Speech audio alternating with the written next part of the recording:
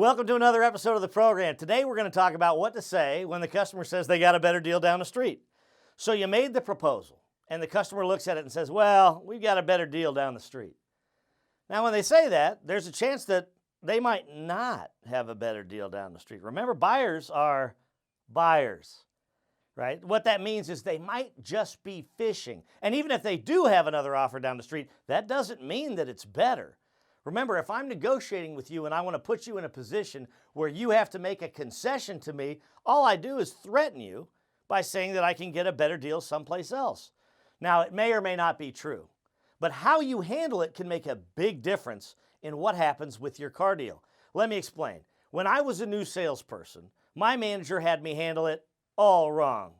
Let me show you what he told me to do, right? Please don't take notes on this. Right? The customers say they got me beat. And I'd say, really? And I went to the manager and I said, hey, they say they got a better deal down the street. And my manager said, well, ask them this. Hey, who's beating us? How much are they beating us by? How is it equipped? He always wanted to know this. Is it apples to apples or is it apples to oranges? Right? And then, hey, if it was such a great deal, why didn't they do it? Now, let me tell you what this is a formula for. It's a formula to invite the customer to lie. They're going to paint themselves in a corner. Let me explain how it went. So I sat down with them and said, well, just a couple questions my manager wants to know.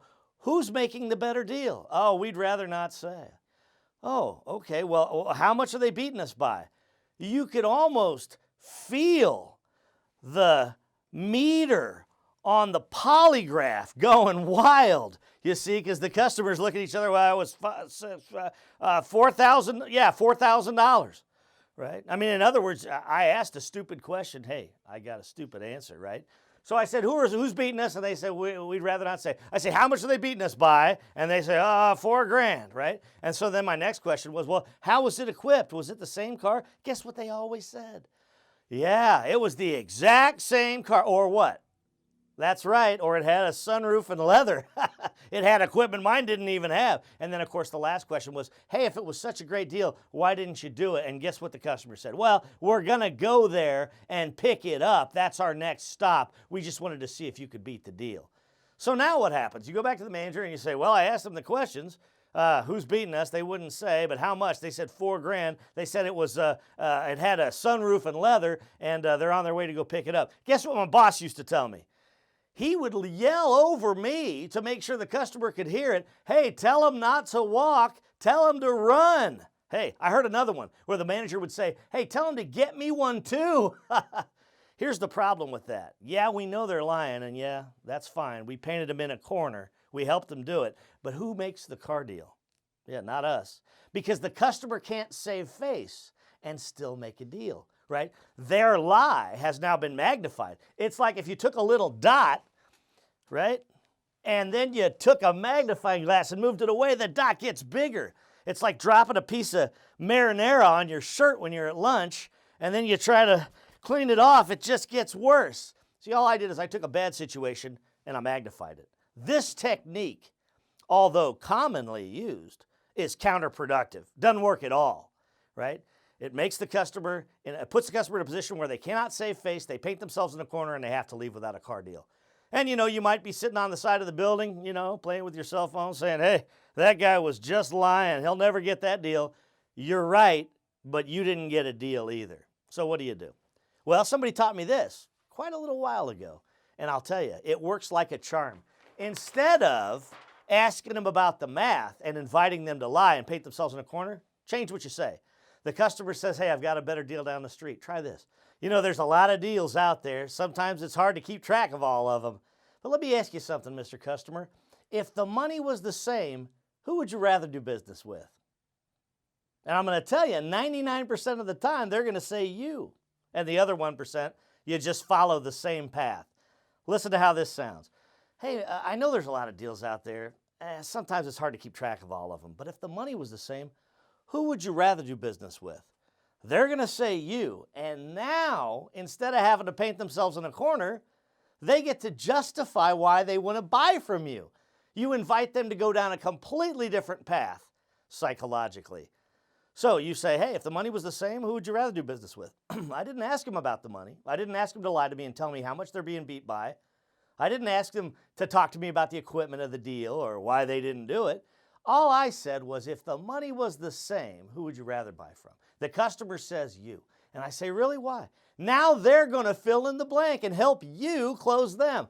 And I've heard it hundreds of times, things that I never would have imagined a customer would share with me, and they end up telling me all the reasons they didn't buy at my competition. The manager was pushy, they didn't like the salesperson, they didn't get a chance to drive the car, it wasn't equipped anywhere near as nice as the one that we have, it was older, it had smelled like a wet dog, it had too many miles, you name it. The customer gives you all the reasons why they'd rather buy from you. And now all you have to say is, well, it sounds like you already made up your mind where the better value is, right? I may not have any more money to give you, but you know what? I sincerely want your business. Let me just ask you one more time. Won't you please buy from us? Now you gave them a chance to do it. And I'll tell you something, even if they did have a better price on the vehicle down the road, chances are they just told you all the reasons why that price isn't going to keep them from buying from you. I'm going to tell you a story. This is what happened to me in 2012 at a Chevy dealership I was running.